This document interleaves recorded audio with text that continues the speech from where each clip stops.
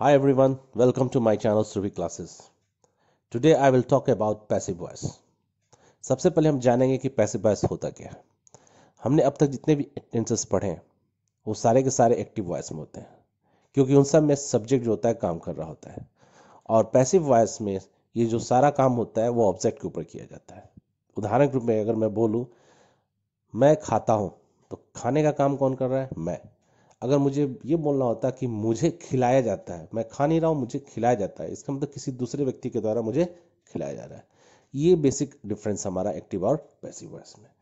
आज हम सीखेंगे पैसिव वॉइस का इस्तेमाल हम स्पोकन इंग्लिश में अपने राइटिंग में कैसे करेंगे।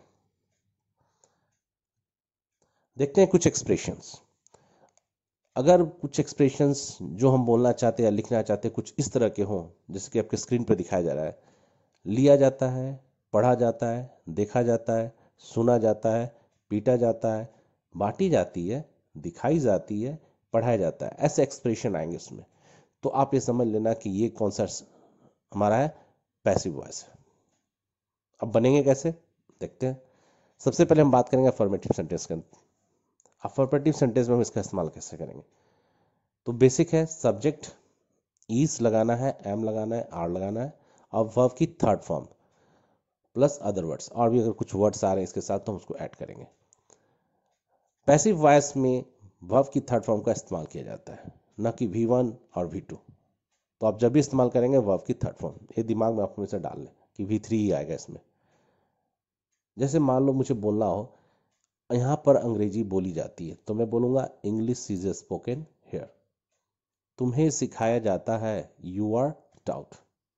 मिठाइयाँ खरीदी जाती हैं, स्वीट्स आर बाउट। ये थे हमारे अफर्मेटिव सेंटेंस। इसके अलावा भी बहुत सारे सेंटेंस बन सकते हैं। हम बात करते हैं नेगेटिव सेंटेंस के बारे में।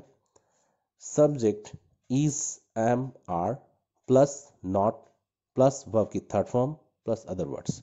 तो हम देख रहे हैं, और एक चीज़ और मैंने अपने दोनों स्लाइड्स में दे रखा है, मैंने उनको रेड में कर रखा है। जो मेरे ऑक्सिलरीज हैं इज, एम, आर, इनको मैंने रेड में कर रखा है। तो ये बेसिक चीज़ इस पर ध्यान देने की जरूरत है, क्योंकि ये इसी चीज़ के साथ नॉट भी आते हैं और इसी को लगाकर हम इंट्रोगेटिव नेगेटिव क्वेश्चन भी बनाते हैं। तो इस पर आप ध्यान दीजिए। यू आर नॉट आउट, जैसे आर को मैंने नॉट के साथ लगा दिया, तो ये चीज़ें आपको सेंटेंस में डालनी पड़ेंगी। अगर आपको नेगेटिव बनानी है तो आपको आर के साथ, इज के साथ, एम के साथ नॉट लगानी है। यू आर नॉट आउट, आपको सिखाया नहीं जाता है। दूसरा क्या बन गया, आई एम नॉट हेल्प्ड, मेरी मदद नहीं की जाती है।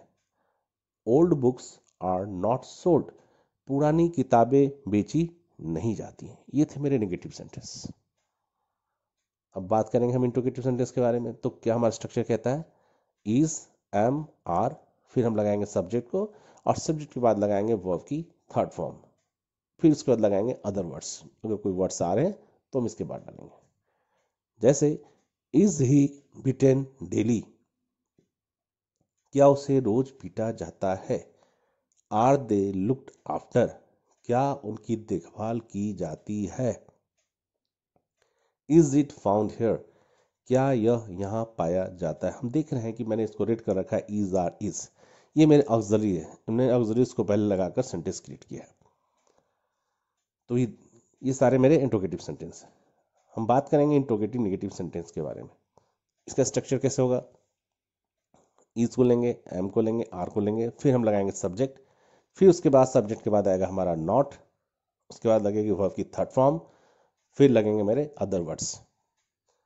अब जैसे एक सेंटेंस को देखें, is he not scolded, is पहले लगेगा, फिर सब्जेक्ट आएगा, फिर नॉट आएगा। तो यहाँ क्या हो गया, इज ही नॉट स्कॉल्डेड, क्या उसे डांटा नहीं जाता है। आर रोड्स नॉट रिपेयर्ड, क्या सड़कों की मरम्मत नहीं की जाती है। आर यू नॉट टाउट, क्या आपको पढ़ाया नहीं जाता है। तो हम यहाँ देख रहे हैं कि ऑक्सिलरी है, ऑक्सिलरी के बाद सब्जेक्ट है, सब्जेक्ट के बाद नॉट लग रहा है, और फिर उसके बाद वर्ब की थर्ड फॉर्म आ रही है। ये तीनों सेंटेंसेस में ये स्ट्रक्चर फॉलो हो रहा है। पहले क्या आ रहा है, ऑक्सिलरीज, फिर सब्जेक्ट, फिर नॉट, फिर वर्ब की थर्ड फॉर्म। तो आपको हमेशा इस ध्यान देना होगा कि पहले ऑक्सिलरी का इस्तेमाल करेंगे, फिर सब्जेक्ट डालेंगे, फिर नॉट लाएंगे, फिर लगाएंगे हम उसमें वर्ब की थर्ड फॉर्म, तो हमारा सेंटेंस ये बन जाएगा। तो आज की क्लास में इतना ही। नेक्स्ट क्लास में मैं प्रेजेंट इंडेफिनिट टेंस के बाद प्रेजेंट कंटिन्यूअस टेंस के बारे में बात करूंगा। तब तक के लिए बहुत बहुत धन्यवाद। Thank you so much.